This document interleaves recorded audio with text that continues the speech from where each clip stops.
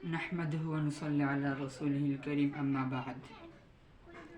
আমি আপনাদের সামনে আজকে গুরুত্বপূর্ণ একটি বিষয় নিয়ে হাজির হয়েছি। সে বিষয়টা হলো নামাজের বিষয়। রাসূল আকরাম সাল্লাল্লাহু আলাইহি ওয়াসাল্লাম যখন মিরাজে গেছিলেন, আল্লাহ পাক রব্বুল আলামিন তাকে রাসূল আকরাম সাল্লাল্লাহু আলাইহি ওয়াসাল্লামকে একটা বিশেষ উপহার দিয়েছিলেন তার উম্মতের জন্য। আর রাসূল মিরাজে যে আল্লাহর সাথে সাক্ষাৎ করার সময় উম্মতের কথা বলে নেন, তখন আল্লাহ পাক রব্বুল আলামিন তাকে নামাজ উপহার দেন। আর এই নামাজ হলো বান্দার জন্য, যারা মমিন ব্যক্তি, এই মমিন ব্যক্তিদের জন্য মেয়ারাজ।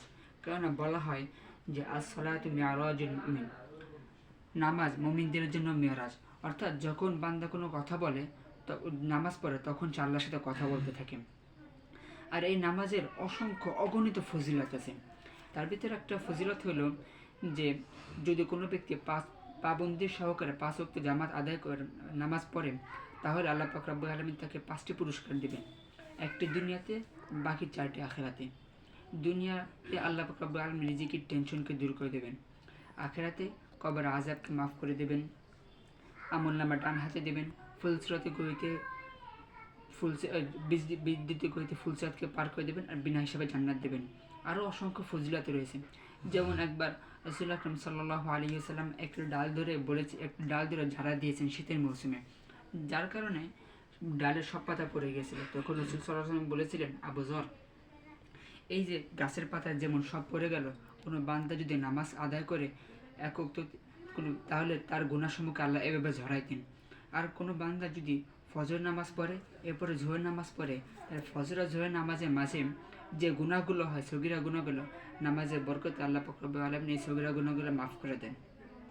আর নামাজের পরে যদি কেউ আস্তাগফিরুল্লাহ আস্তাগফিরুল্লাহ আস্তাগফিরুল্লাহ 3বার পড়ে, তা আল্লাহ পাক রব্বুল আলামিন তার কবিরা গুনাহগুলো মাফ করে দেন।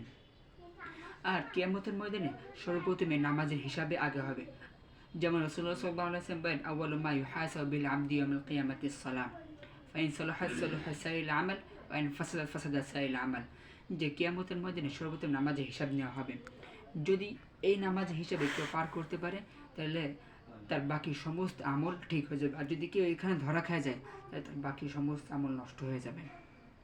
এই কারণে আমাদের সর্বদা 5 ওয়াক্ত নামাজ পাবন্দির সাথে পড়তে হবে। যদি নামাজ অবহেলা করা হয়, তাহলে তার জন্য রয়েছে বড় ধরনের শাস্তি। কবরে সাপ যখন ধ্বংসন করতে থাকবে, তখন সাপ ধ্বংসন করে বলবে যে তুমি আসর নামাজ পড়ো না, আসর থেকে মাগরিব পর্যন্ত ধ্বংসন করবে। এরপরে মাগরিবের সময় বলবে তুমি মাগরিবের নামাজ পড়ো না। এভাবে সারাদিন তাকে এরকম সাপ ধ্বংসন করতে থাকবে।